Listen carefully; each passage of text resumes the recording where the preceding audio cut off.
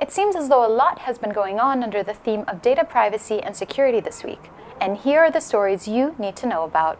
Can you be jailed for refusing to give police your iPhone passcode? A social media background check for your US visa application? And can pacemakers be hacked? Hi everybody, I'm Priscilla and this is the Myki Security Report, your weekly roundup of the latest cybersecurity and hacking news. So if a police officer wants to search the contents of your home, they would need a search warrant. Now what if the officer needs to search the contents of your smartphone? What's the law on that?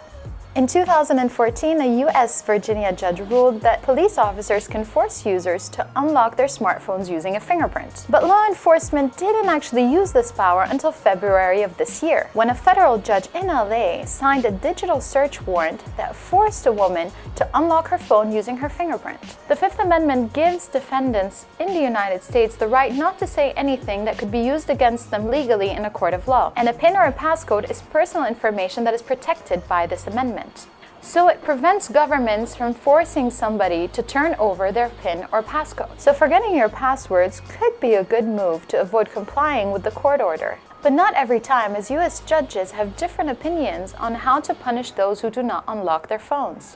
Last week in a Florida court, a man received 6 months in jail for allegedly refusing to reveal his iPhone passcode. And in a different court in Florida, the judge let off a defendant even though he also claimed that he had forgotten his iPhone passcode.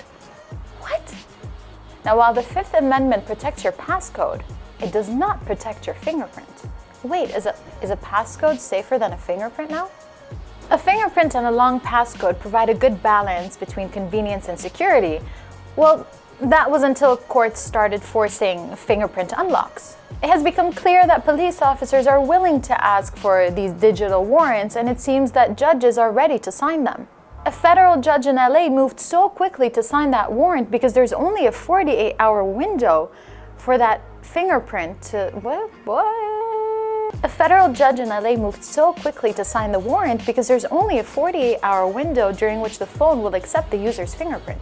After that window, or after a restart, a PIN code or a passcode is required to unlock the phone. The only way to turn off the iPhone's fingerprint reader on the fly and without having to wait for that 48-hour window is to turn it off. When it's powered back on, it will ask for a PIN and it will not accept a fingerprint. I'm sorry, officer, just 1 second. Put your hands behind your... 1 second.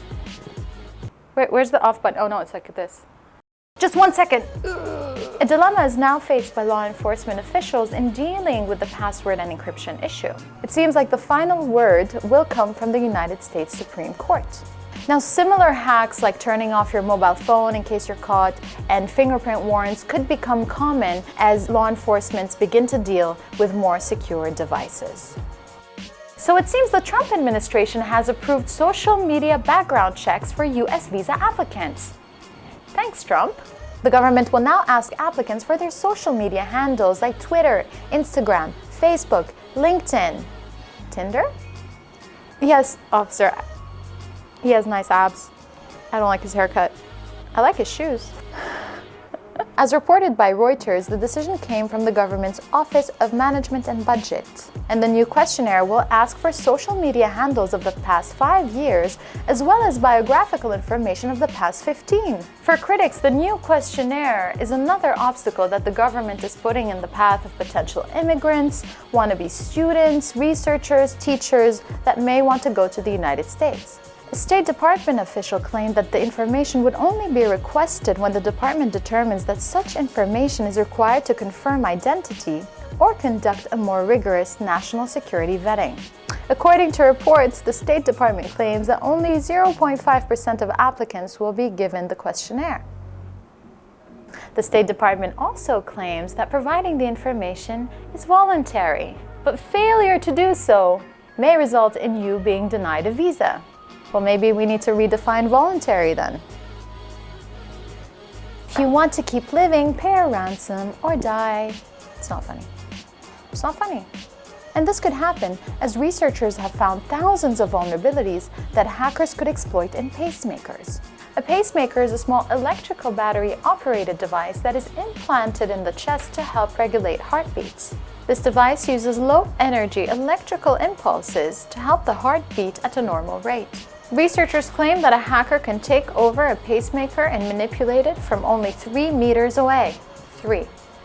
The crash attack can broadcast a combination of signals that can place the cardiac device in a state of malfunction. It can remotely disable a device and possibly cause an implant to pace at a dangerous rate. Millions of people that rely on pacemakers are at risk of software glitches and hackers that could eventually take their lives. In some cases, researchers have discovered unencrypted patients' data stored in pacemakers programmers. They include names, phone numbers, medical information, and social security numbers, leaving them wide open for hackers to steal. In a recent study, researchers have analyzed 7 different pacemaker programs and found more than 8,600 potential vulnerabilities that hackers can exploit. Manufacturers now need to address these flaws and immediately disable the ability of a pacemaker to communicate with other devices wirelessly.